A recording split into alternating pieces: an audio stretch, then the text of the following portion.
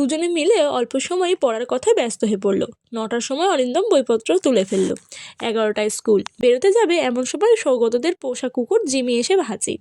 জিমির সঙ্গে সৌগতর খুব ভাব। অরিন্দমকে দেখেও প্রথমে তার গায়ে 2 পা ভর দিয়ে উঠে দাঁড়ায়, তারপর ছুটে গিয়ে একটা রবারের বল মুখে করে নিয়ে এলো। কি আর করে অরিন্দম, জিমির সঙ্গে বল খেলতে লাগলো। সৌগত তাড়া দিল, অরিন্দম এবার যা, স্কুলে দেরি হয়ে যাবে। অরিন্দম বলে, দাঁড়া, বলটাকে আগে হারাই, তা না হলে জিমি ছাড়বে না। এই বলে বলটা গড়িয়ে দেয়। বলটা গিয়ে একটা নিচু আলমারির তলায় ঢুকে পড়ে। জিমি অনেক চেষ্টা করেও বলটা বার করতে পারে না। তখন সে আবার মুখ তুলে অরিন্দমের দিকে তাকায়। অরিন্দম বলে, বল হারিয়ে গেছে, আজ আর খেলা হবে না। জিমি হঠাৎ দৌড়ে চলে যায়। অরিন্দমকে শাশ্বত দরজা খুলে দেয় বেরোবার জন্য। অরিন্দম বেরোতে যাবে, এই সময় জিমি আবার দৌড়ে এসে দাঁড়ায়, মুখে তার আর একটা বল।